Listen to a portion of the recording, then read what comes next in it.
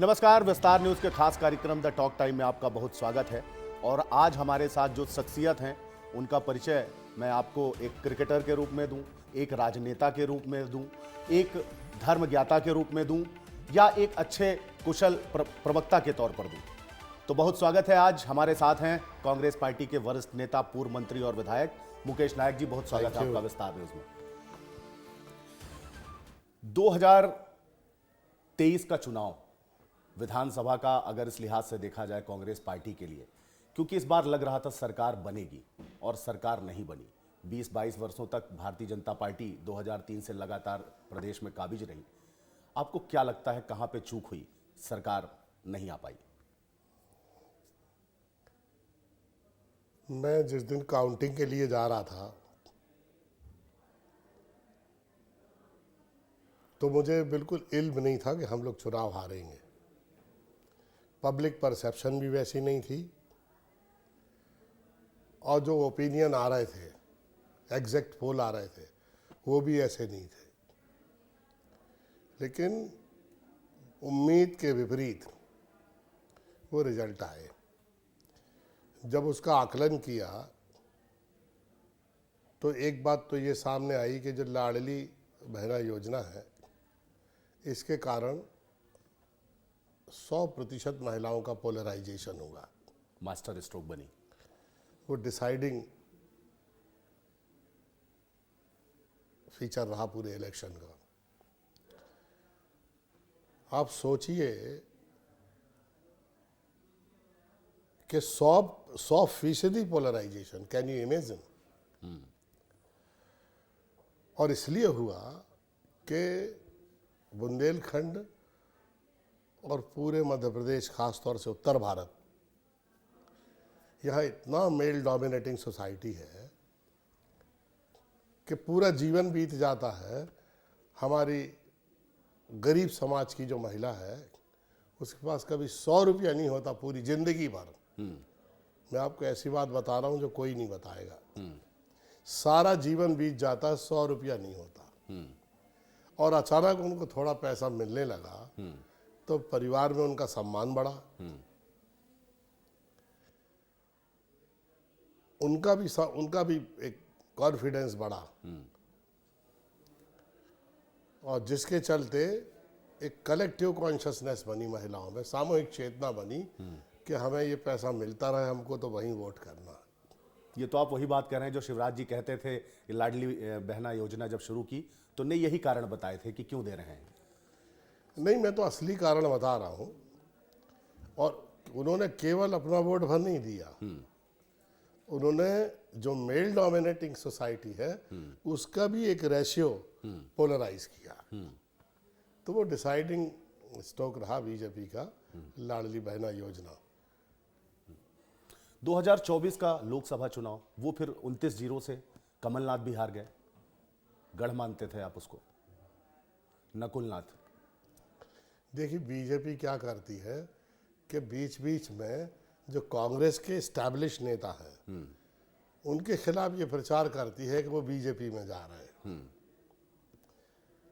आप हमेशा ये सुनना बीच बीच में, बड़े सिस्टमैटिकल उनकी रणनीति का हिस्सा होता है कि जो एस्टैब्लिश नेता हैं कांग्रेस के, उनका हल्ला मचता है, किसी पेपर में खबर आती है कि ये बीजेपी में जा रहे हैं।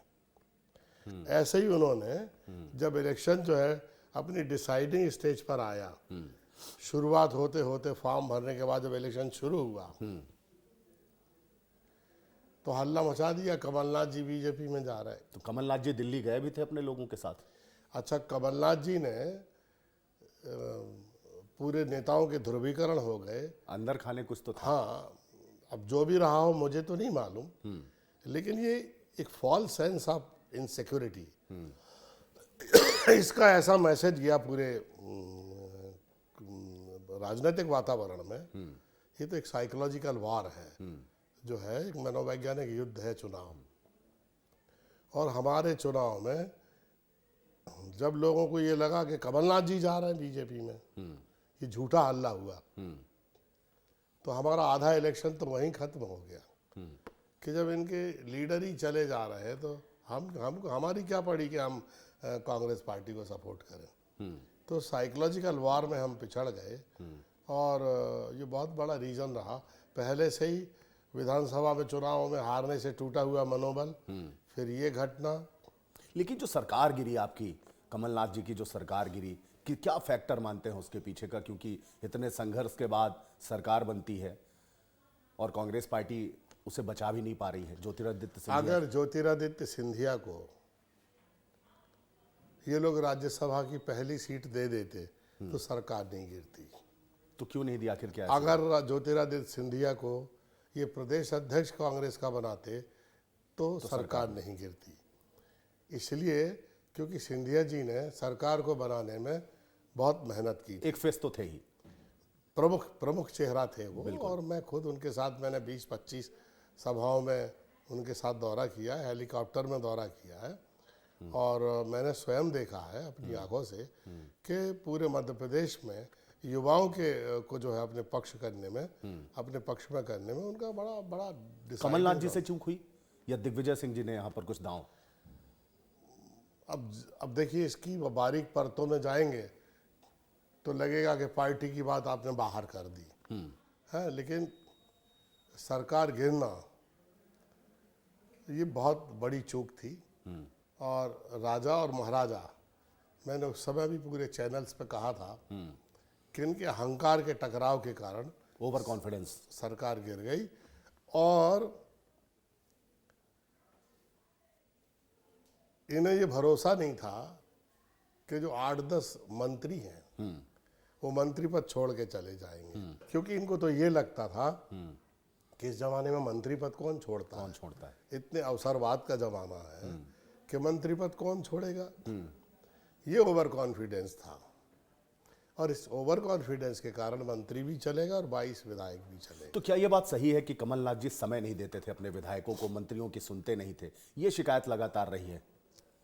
नहीं, कमलनाथ जी बहुत मेहनत करते थे, समय देते थे, पर उनकी टीम में उस समय हम सब सीनियर लीडर चुनाव हार गए थे। अजय सिंह जी हार गए, मैं स्वयं हार गया, सुरेश पचौरी जी चुनाव हार गए, रामनिवास रावत जी भी चुनाव हार गए। तो कोई 2-3 सीनियर लीडर ऐसे नहीं बचे थे जिनका पूरा स्टेट विजन हो, जो पूरे राज्य को एक दृष्टि से देखना जानते हो। उसके कारण कार्यकर्ताओं में, विधायकों में और मुख्यमंत्री और सरकार में बहुत गैप हो गया। संवाद का, संपर्क का, विमर्श का और अंडरस्टैंडिंग का, आपसी समझबूझ का, और उसके चलते उसका बीजेपी ने पूरा का पूरा फायदा उठाया। अब कांग्रेस में सब कुछ ठीक चल रहा है, जीतू पटवारी ठीक कर पा रहे हैं, आपको लगता है? क्योंकि आप एक विचारक भी हैं, चिंतक भी हैं, पार्टी के सच्चे सिपाही भी हैं। मुझे लगता है कि मेरा जितना राजनीतिक अनुभव है आज तक का, जीतू पटवारी जितने भी प्रदेश अध्यक्ष हुए हैं आज़ादी के बाद से आज तक कांग्रेस के, उसमें सर्वश्रेष्ठ कांग्रेस प्रेसिडेंट है। बहुत बड़ी बात कह रहे हैं आप। बहुत, ये बिल्कुल आप ये सिद्ध हो जाएगा जी। और जो मेहनत करने की क्षमता उस आदमी में है, जो कंसिस्टेंसी है, जो निरंतरता है, जो एकाग्रता है, और मुद्दे को उठा के पब्लिक में जाने की जो उसका तौर तरीका है, उससे बीजेपी घबराई हुई है। और आप देखो कि किस कदर दौरा, किस कदर संपर्क, राजनीति संपर्क, संवाद और विमर्श का विषय है। विपक्ष की आंख में तो किरकिरी की तरह चुभते हैं जीतू पटवारी बीजेपी के लिए बहुत टफ आदमी है, मैं आज बता दूं। और मेरा कहा आप लोग भविष्य में देखेंगे, वो आसान नहीं है बीजेपी के लिए। और आने वाला 3 साल जो है, कांग्रेस बहुत धारदार और पैने विपक्ष के साथ उभर कर आएगी, क्योंकि उसके पास अब खोने के लिए कुछ नहीं है। उसे निर्णायक लड़ाई लड़ना ही लड़ना है। और इतने लंबे समय तक पावर में रहने के कारण जो कांग्रेस में बीमारियां आई थी सत्ता के रहते, वो बीमारियां अब बीजेपी में आने लगी। विजयपुर की सीट जिस तरीके से आपने जीती, रामनिवास रावत आपके ही प्रत्याशी रहे थे, विधायक रहे थे और भाजपा में चले गए, तो क्या जीतू पटवारी की ही रणनीति वहां पर काम की?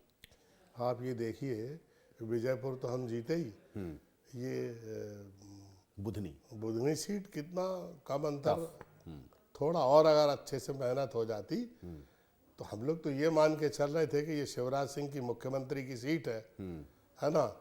तो हमने जितनी जितनी ताकत विजयपुर में लगाई, अगर थोड़ा इसमें और लगा देते तो ये सीट भी हम जीत जाते। अभी बीना में चुनाव होगा, याद रखना आप मेरी बात। मेरी चुनौती है 20,000 वोट से बीजेपी जाएगी बीना के चुनाव में, 20,000 वोट से। हमारा पूरा काम अभी भी चल रहा है। जिस दिन से हमको ये आभास हुआ है, देखिए हम ये जानते हैं कि ये बिरला एमएलए था, उसको मंच पर उसने बीजेपी ज्वाइन की, मंच पर, मुख्यमंत्री के मंच पर भाषण दिया। उसके बाद इन्होंने उसकी विधानसभा की सदस्यता खत्म नहीं की। ये बीजेपी इतनी निर्लज और अलोकतांत्रिक पार्टी है, उसको कंटिन्यू नहीं रखा एज एमएलए। अभी जो बीना की विधायक है, इसने पब्लिकली मुख्यमंत्री के मंच पे बीजेपी ज्वाइन की, निर्मला सप्रे ने, और and she is continue as MLA right now. ये बीजेपी का चेहरा है। दल बदल कराओ, सरकारें गिराओ। तो जीतू पटवारी को क्या बड़े नेताओं का सपोर्ट मिल रहा है? अजय सिंह राहुल हो गए, दिग्विजय सिंह हो गए, कमलनाथ जी हो गए, बीच में भी नाराजगी की बातें आई थी, अब उनके साथ ही चलने वाले देखिए उमंग सिंघार हो गए, हेमंत कटारे हो गए। देखिए, जीतू पटवारी किसी भी नेता को लेकर नेगेटिव नहीं है। सबसे महत्वपूर्ण बात यह है, दिग्विजय सिंह को लेके, कमलनाथ जी को लेके, उमंग सिंगार को लेके, किसी भी नेता को लेके जीतू पटवारी सदैव पॉजिटिव है। ये बहुत महत्वपूर्ण बात है। उसके मन में ये नहीं है कि ये हमसे नाराज हैं, हमारे विरोधी हैं, जबकि वो दिखाई भी दे रहा है। सबसे बात करना, सबको लेके चलना, सबके साथ रहना बहुत बड़ी बात है। यही यौगिक चेतना जो है वो संगठन बनाती है। तो आपको लगता है कि कांग्रेस को कैंसर उन्हें सही कहा था? देखिए, किस पार्टी में गुटबाजी नहीं है? पूरे संसार को दिखाई दे रही है कि हर राजनीतिक दल में गुटबाजी है।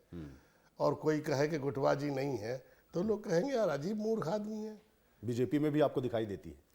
बीजेपी में तो इस समय इतनी गुटबाजी है कि किसी राजनीतिक दल में नहीं है, क्योंकि सत्ता की चाशनी जो है वो कम ज्यादा हो रही है, पावर शेयरिंग में अंतर आ रहा है, उसका संघर्ष है। कौन कौन से गुट दिख रहे हैं आपको भी बीजेपी? आप देखिए कि 10-10 कैबिनेट की बैठक में मंत्री नहीं जा रहे हैं, 10-10 कैबिनेट की बैठक में। अब किसी भी कीमत पर कैलाश विजयवर्गीय को मोहन यादव की जगह लेना है, किसी भी कीमत पर प्रहलाद पटेल को मोहन यादव की जगह लेना है। ऐसे 10 मंत्री हैं जो कहते हैं कि जब ये बन सकते हैं तो हम तो इनसे बहुत सीनियर हैं, हम क्यों नहीं बन सकते? तो लेकिन आपको लगता है मोहन यादव के नेतृत्व में जिस तरीके से अभी प्रदेश चल रहा है, इन्वेस्टर्स मीट हो रही हैं, इन्वेस्टर्स लाए जा रहे हैं, निवेशकों को लोग ब्रिटेन, जर्मनी, अब जापान में हैं, देखो ये पर्यटन कर रहे हैं। अब थोड़ा सा आपकी राजनीतिक कैरियर पे नज़र मारते हैं। 1985 में आप पहली बार विधायक बने, 27 साल की उम्र में, और जयंत मलैया जैसे दिग्गज भारतीय जनता पार्टी के नेता को आपने हराया था। एक तो उस चुनाव के अनुभव आपसे जरूर चाहूँगा। देखिए, हम उस समय छात्र नेता थे और राजीव गांधी के संपर्क में आ गए थे। तो राजीव गांधी ने हमें भारतीय राष्ट्रीय छात्र संगठन का प्रदेश अध्यक्ष बनाया था और हमने बहुत अच्छा काम किया। मध्य प्रदेश के सभी विश्वविद्यालयों में NSUI चुनाव जीती उस साल। और जब राजीव गांधी मध्य प्रदेश के दौरे पर आए तो हमने सभी विश्वविद्यालय के अध्यक्षों की भिलाई में उनके साथ 12 बजे रात में मीटिंग की। राजीव गांधी ने 1.5 घंटे का समय दिया और उसके बाद फिर मुझे प्रदेश अध्यक्ष बनाया NSUI का। NSUI का प्रदेश अध्यक्ष बनने के बाद हमको विधानसभा का चुनाव आया तो हमने उनके पास जाके कहा कि हम चुनाव लड़ना चाहते हैं। तो जो भी मध्य प्रदेश के इंचार्ज थे उनको राजीव गांधी जी ने कहा कि इनको टिकट दे दीजिए। हमको टिकट मिला और हम जीत गए, ये राजीव गांधी और जनता की कृपा से। उसके बाद हम इलेक्ट्रॉनिक्स डेवलपमेंट कॉरपोरेशन के चेयरमैन बने 86-87 में राज्य मंत्री के साथ। तो हमने माइक्रोवेव ओवन का एक कारखाना डाला, एक ऑप्टेल टेलीविजन का कारखाना डाला, एक नाइटेल कंपनी पीटीआई के कोलैबोरेशन से आधुनिकतम जो टेलीप्रिंटर है, पूरे देश में हमारे टेलीप्रिंटर चलते थे उस समय, और ऑप्टिकल फाइबर का कारखाना भारत का पहला हमने भोपाल में डाला।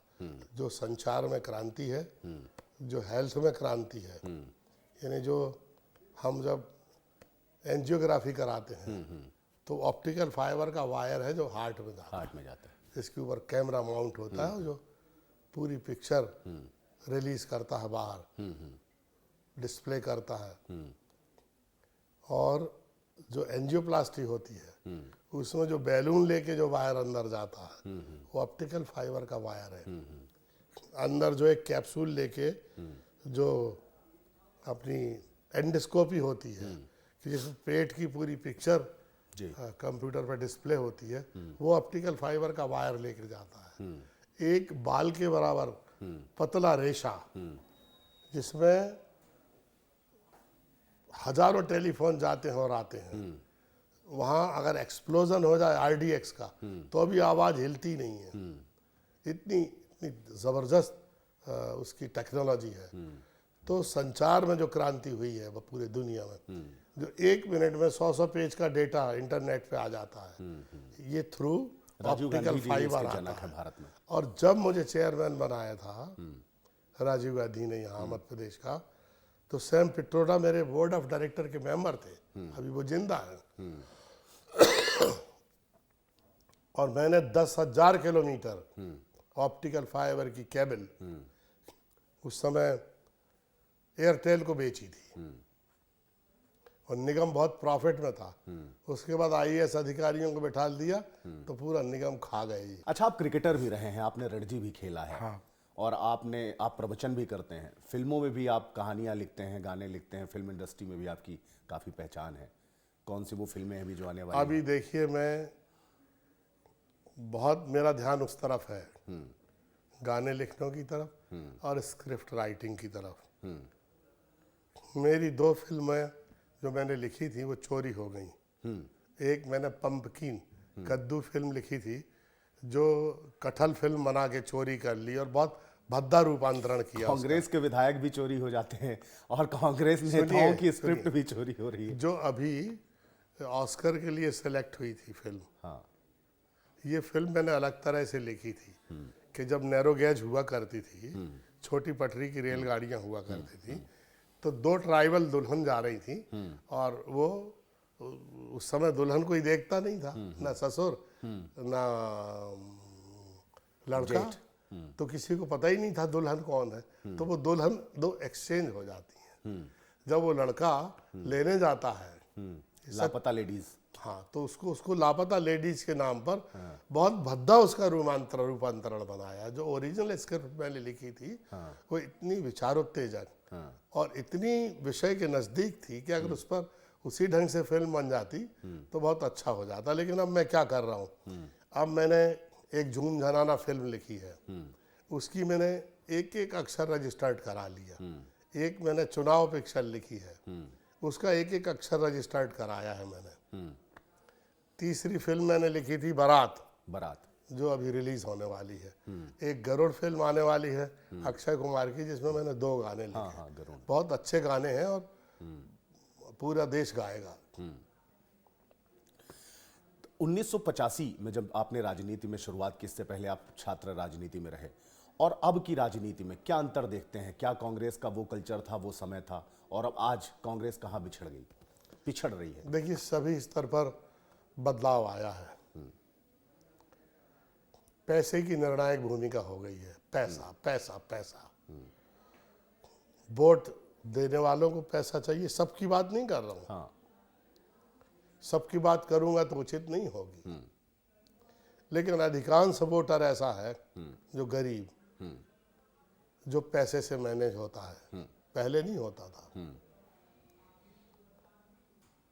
हर चीज में पैसे की आवश्यकता, पैसा डिसाइडिंग रोल प्ले करता है। लोकप्रियता नाम की भी कोई चीज है। और इसलिए नेता पैसा बनाता है कि उसी पैसे से उसे वो चुनाव जीतना है। जिस दिन जनता, देखिए सारे बदलाव जनता लाती है, सारी कल्चर जनता चेंज करती है, और नेता बहुत स्वार्थी है। नेता वही करता है जो जनता सोचती है। जिस दिन इसको ये पता लगेगा कि पैसा खाने वालों को जनता हरा रही है, तो ये सुधर जाएगा। इसको पता है कि लगाते रहो, आरोप लगाते रहो, अंत में कहेंगे जनता की अदालत में जीत गए। ये कैसी जनता की अदालत है जो पैसे से बिकती है? आपको लगता है कि राहुल और प्रियंका दोनों में से किसको आप देखते हैं नेतृत्व की क्षमता के मामले में अगर बात करें तो? देखिए, सबसे बड़ी बात यह है कि नेहरू फैमिली के लोग बहुत साफ सुथरे हैं। उनमें छल कपट और उनमें अभिनय नहीं है, लच्छेदार नहीं है वो लोग। जैसे दूसरे पार्टी के नेता बड़े एक्टर हैं, बड़े ड्रामेटिकल हैं, और कई तरह से वो अपनी बात को रख देते हैं लोगों के बीच में, नैरेटिव चेंज कर देते हैं। तो उसके लिए जिस तरह के लटके झटके चाहिए वो नहीं है इन लोगों में। ये सरल सच्चे सीधे लोग हैं जो सीधे तरह से अपनी बात करते हैं। आज बहुत लटके झटके, बड़ा अभिनय, सब चीज चाहिए राजनीति में, वो नहीं है। अभिनय नहीं कर पाते। महाकुंभ चल रहा है, कांग्रेस पार्टी और आप लोग कब जाने वाले हैं गंगा में डुबकी लगाने के लिए? नहीं, सब लोग जा रहे हैं डुबकी लगाने, जिसको जब समय मिल रहा है जा रहे हैं। इसमें कांग्रेस और बीजेपी का क्या सवाल है? अंबेडकर को लेके भी क्या कांग्रेस का कुंभ और बीजेपी का कुंभ अलग अलग होगा क्या? नहीं, मतलब आस्था की बात है यहाँ पे। आप तो ऐसी बात कर रहे हैं जैसे इन 30-35 सालों में बीजेपी ने अपने अलग राम बना लिए हैं।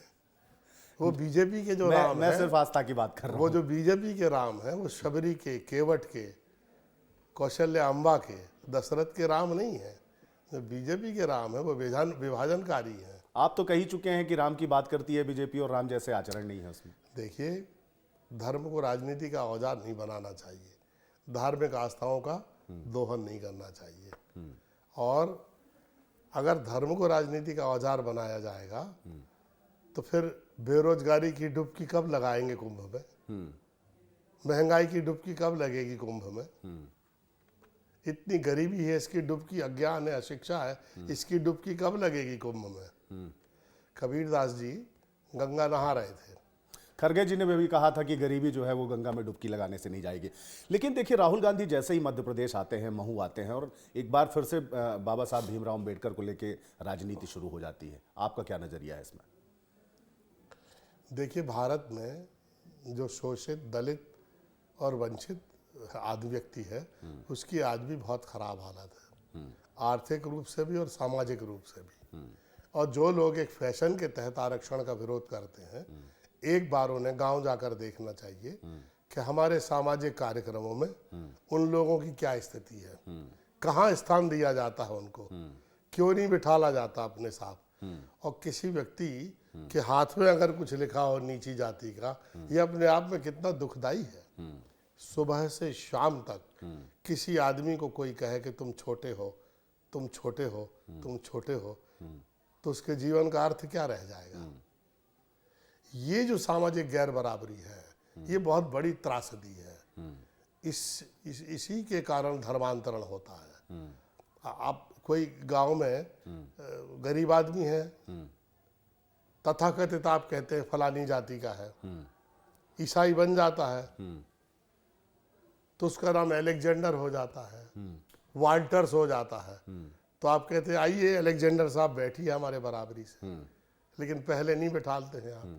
जो भारत में धर्मांतरण हुआ है, ये सामाजिक सुरक्षा के कारण हुआ है, समाज में अपनी बराबरी से हिस्सा लेने के कारण हुआ है। ये बहुत दुखदाई है कि लोग अपने बराबरी से नहीं बैठाते। एक आखिरी सवाल मुकेश जी ये रहेगा मेरा कि कांग्रेस का क्या भविष्य देखते हैं आप आगामी जो भी चुनाव होंगे मध्य प्रदेश में? जैसा कि आपने कहा कि अभी तक मध्य प्रदेश के जितने भी प्रदेश अध्यक्ष हुए उसमें सबसे बेस्ट आप जीतू पटवारी को मानते हैं, और खुद की भी क्या भूमिका देखते हैं कांग्रेस में? देखो, हम लोगों की एक ही भूमिका है कि कोई अच्छा व्यक्ति अगर नेतृत्व कर रहा है तो उसको सपोर्ट करना। हम जीतू पटवारी को अपनी महत्वाकांक्षा त्याग कर सपोर्ट कर रहे हैं। इसलिए कि हम उनमें कांग्रेस का भविष्य देख रहे हैं। और जब कोई भी समझदार आदमी जब तक अपनी महत्वाकांक्षा छोड़कर सही दिशा में पूरी सामूहिक चेतना को, शक्ति को, अपनी यौगिक चेतना को नहीं लगाएगा, तब तक कैसे कांग्रेस अपनी डिसाइडिंग स्टेज पर पहुंचेगी। और ये 3.5-4 साल सबको एकजुट होकर बहुत धारदार, बहुत पैने विपक्ष की भूमिका निभाना चाहिए। परिणाम चाहे जो रहे उसकी चिंता नहीं करना चाहिए। फिर जाएंगे जनता के बीच में, कांग्रेस जाएगी, आप जाएंगे, सब फिर जनता के बीच। अभी पूरा का पूरा टारगेट हमारा पब्लिक के बीच में जाने का है, सच्चाई रखने का है, समझाने का है। जो हम संदेश नहीं पहुंचा पाए वो हम संदेश पहुंचाने का है कि ये देश, इसकी जड़ें, इसकी परंपराएं, इसकी समृद्ध विरासत, आज़ादी की लड़ाई और उसका आंदोलन, और आज़ादी की लड़ाई के वो महान नेता और हीरो जिनको आज मजाक बनाया जा रहा है, उनकी क्या भूमिका हमारे देश के निर्माण में और आज़ादी में रही है। बहुत बहुत धन्यवाद मुकेश जी, बात करने के लिए विस्तार न्यूज़ से और द टॉक टाइम में अपना समय देने के लिए। तो ये थे डॉक्टर मुकेश नायक, कांग्रेस पार्टी के बहुत ही वरिष्ठ नेता हैं और बहुत स्पष्ट और सही बोलने के लिए जाने जाते हैं। इनमें काफ़ी कुछ आपको देखने को मिलेगा। एक अच्छे राजनेता हैं, एक अच्छे फिल्म लेखक हैं, गीत लेखक हैं, क्रिकेटर भी रहे हैं और कथा भी सुनाते हैं। इस तरीके की तमाम बातें जो आज इनसे हुई, एक बात निकल करके आई कि इनका जो साफ कहना है कि हम जीतू पटवारी में कांग्रेस का भविष्य देखते हैं और खुद की महत्वाकांक्षा त्याग के जब हम किसी चीज़ के पीछे लगते हैं और जनता के बीच में जाके अभी जो सरकार का असली चेहरा है वो सामने रखने की बात कर रहे हैं और कांग्रेस का भविष्य मध्य प्रदेश में जीतू पटवारी के साथ देखते हैं और जो भी जिम्मेदारी मिलेगी उसका बहुत ही निष्ठापूर्वक निर्वहन भी करेंगे। जैसा कि कहा भी है कि हमने अपनी महत्वाकांक्षाएं त्याग के और जब एक सही आदमी को सही दिशा में जाते हुए देखा तो हम उसके साथ हो लिए। और अब जो आगामी चुनाव के लिए जितना भी वक्त बचा है उसमें सारे नेताओं को एकजुट होकर कांग्रेस को मजबूत करना होगा। अगली बार किसी और शख्सियत के साथ कराएंगे आपको रूबरू। तब तक मुझे यानी अंचल शुक्ला को दीजिए इजाजत। नमस्कार।